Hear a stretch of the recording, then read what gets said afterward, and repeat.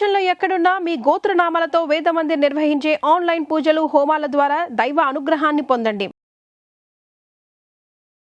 నమస్తే, welcome to I dream. నేను వలి.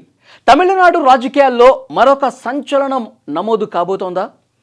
ప్రస్తుతం సోషల్ మీడియా వ్యాప్తంగా తమిళనాడులో దీని మీదే చర్చ జరుగుతోంది. హీరో ధనుష్ కూడా రాజకీయ ఎంట్రీ ఇవ్వబోతున్నాడు అని. ధనుష్ ఒక కార్యక్రమంలో పార్టిసిపేట్ చేశాడు. వాళ్ళ అభిమానులందరూ కలిసి ఒక రక్తదాన శిబిరం ఏర్పాటు చేశారు. దానికి హాజరైనటువంటి ధనుష్ కొన్ని కీలకమైనటువంటి వ్యాఖ్యలు చేశాడు. దీని చుట్టూనే ప్రస్తుతం తమిళ రాజకీయాల్లో తీవ్రమైనటువంటి చర్చ జరుగుతోంది. అతను ఏమన్నాడు అంటే, మీరందరూ కూడా ఇంతమంది ఈ కార్యక్రమానికి వచ్చి ఇంత ఐక్యతగా ఉండి ఈ కార్యక్రమానికి వచ్చారు అంటే ఈ ఐక్యతకి ఒక శక్తి ఉంది. కాబట్టి ఈ ఐక్యతని అట్లా వదిలేయద్దు. ఒక లక్ష్యాన్ని ఏర్పరచుకుంటే డెఫినెట్గా ఈ ఐక్యతకి ఈ శక్తికి ఒక అర్థం పరమార్థం ఉంటుంది. మీరందరూ కూడా సామాజిక కార్యక్రమాలు మొదలుపెట్టండి. మీకు తెలిసిన వాళ్లకు, లేకపోతే మీ గ్రామంలో కావచ్చు, మీ చుట్టుపక్కల కావచ్చు, ఎవరైనా సరే ఇబ్బందులు ఉంటే ఆ ఇబ్బందిని తొలగిపోయే విధంగా, వాళ్ళ సమస్యలు పరిష్కారం అయ్యే విధంగా మీ వంతుగా ధనుష్ అభిమానిగా మీరు అలాంటి కార్యక్రమాలు చేస్తే నిజంగా చాలా గొప్పగా ఉంటుంది. చాలా గొప్ప మార్పు సమాజంలో తీసుకొచ్చిన వాళ్ళం అవుతాం. నేను కూడా మీ పేరును పెంచే విధంగా, మీ పేరు ప్రతిష్టలు పెరిగే విధంగా ధనుష్ అనేటువంటి వ్యక్తి ఒక నూతన ఉత్సాహంతో, ఉత్తేజంతో మరిన్ని సేవా కార్యక్రమాలు చేయడానికి ముందుకు వస్తాడు. కాబట్టి డెఫినెట్గా మీరందరూ కూడా అలాంటి సేవా కార్యక్రమంలో పార్టిసిపేట్ చేయండి.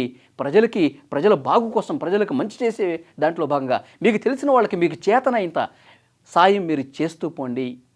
నా వంతు ప్రయత్నం నేను కూడా చేస్తా.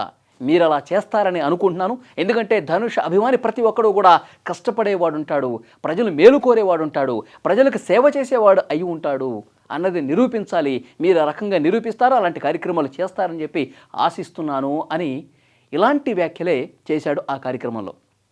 సో ఇదొక రాజకీయ ప్రసంగంగా చాలా క్లియర్గా ప్రతి ఒక్కరికి కూడా అనిపిస్తోంది.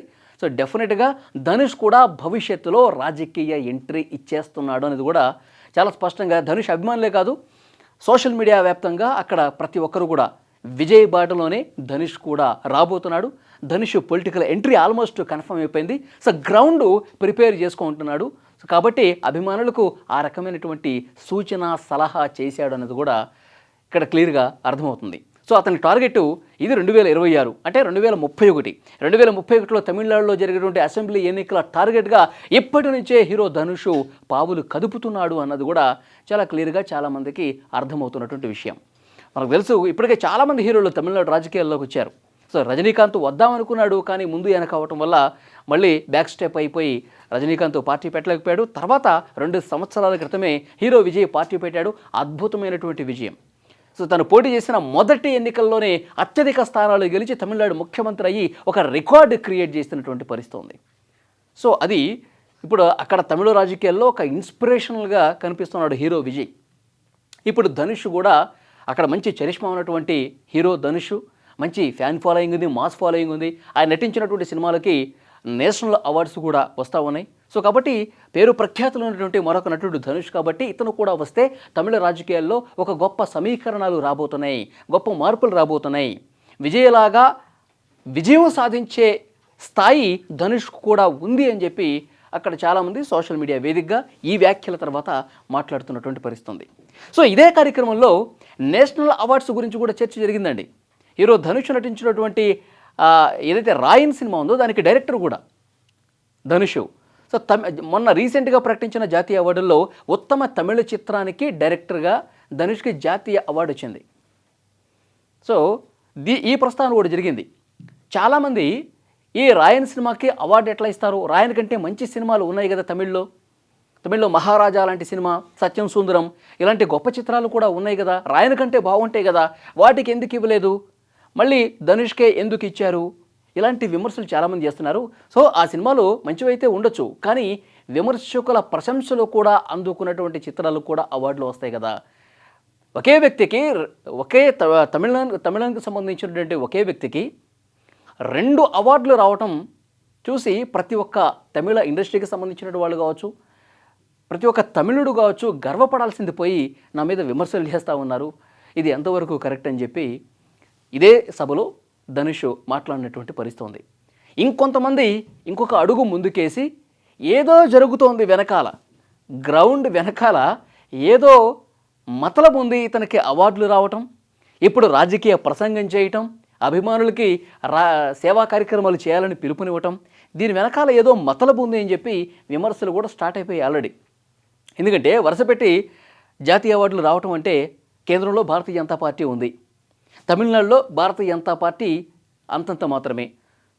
ఇక్కడ సినిమా వాళ్ళకి చాలా గొప్పగా ఆశీస్సులు అందిస్తారు తమిళ ప్రజలు. సినిమా వాళ్ళకి ఒక మంచి ఫాలోయింగ్ ఉంటుంది, జనాల్ని ఒక సమీకరించడంలో, అద్భుతంగా జనాల్ని కార్యక్రమాలకి తీసుకురావడంలో, ఓట్లు వేయించుకోవడంలో గొప్ప పేరు ప్రఖ్యాతులు సినిమా హీరోలకు ఉంది. కాబట్టి మనకు కూడా ఒక మంచి హీరో ఉంటే బాగుంటుంది, మన పార్టీకి సంబంధించి, మన పార్టీకి కావచ్చు, మన పార్టీకి అనుబంధంగా కలిసి పనిచేసే వ్యక్తులు ఒక హీరో అయితే బాగుంటుందని చెప్పి భారతీయ జనతా పార్టీ ఏమన్నా ఆలోచన చేసిందా? దాంట్లో భాగంగానే హీరో ధనుష్కి సపోర్ట్ చేస్తూ ఈ విధంగా అవార్డులు ఏమన్నా ఇప్పిస్తుందా? భవిష్యత్తులో ధనుష్ పెట్టే పార్టీ భారతీయ జనతా పార్టీకి దగ్గరగా ఉండే అవకాశం కనిపిస్తుందా? భారతీయ జనతా పార్టీ కనుసన్నల్లోనే ధనుష్ నడుచుకునే అవకాశం కనిపిస్తుందా? సో ఇలాంటి ఈక్వేషన్స్ అన్నీ కూడా ప్రస్తుతం చర్చల మీద చర్చలకు వస్తూ ఉన్నాయి. ఎందుకంటే అంతకంటే మంచి సినిమాలు ఉన్నా కానీ ధనుష్కే జాతీయ అవార్డు ఇవ్వటం ఏంటి? దీని వెనకాల రాజకీయ కారణం డెఫినెట్గా ఉండే ఉంటుందని కూడా చర్చ చేస్తూ ఉన్నారు. సో ఏదేమైనప్పటికీ నిన్న అతను చేసినటువంటి, ఇప్పుడు భారతీయ జనతా పార్టీ ఉందా లేదా అన్నది కూడా కాలమే సమాధానం చెప్తుంది. ఇప్పుడు సరైనటువంటి ఆధారం ఇప్పటివరకు అయితే లేదు. ఇట్లా ఊహించి చాలామంది విమర్శలు చేసేవాళ్ళు ఉంటారు కాబట్టి ఆ విషయం మీకు చెప్తున్నా. సో ఏదేమైనప్పటికీ hero Dhanush political entry almost confirm అయిపోతున్నా. ఆయన డెసిషన్ తీసుకున్నాకే అభిమానులతో ఈ విధంగా కామెంట్స్ చేశాడన్నది కూడా క్లియర్గా అర్థమవుతుంది. ఈ వీడియో చూస్తున్న ప్రతి ఒక్కరు కూడా కామెంట్ చేయండి. హీరో ధనుష్ నిజంగా రాజకీయ పార్టీ పెడితే ఏ విధంగా ఉండబోతుంది? విజయలాగే అద్భుతమైనటువంటి విజయం నమోదు చేసే ఛాన్స్ ఆయనకుందా? ఎందుకంటే గొప్ప పేరు మోసిన పార్టీలు ఉన్నాయి ఆల్రెడీ. డిఎంకే, అన్నా డిఎంకే, ఇప్పుడు టీవీకే హీరో విజయ్ది. ఇప్పుడు మళ్ళీ ధనుష్ ఎంట్రీ ఇస్తే అవకాశం ఉంటుందా? భారతీయ జనతా పార్టీతో నిజంగా ఆయన కలిసి ప్రయాణం చేస్తే అవకాశాలు ఉంటాయి ఆ ధనుష్కి. మీ అభిప్రాయం కామెంట్ చేయండి. Thank you.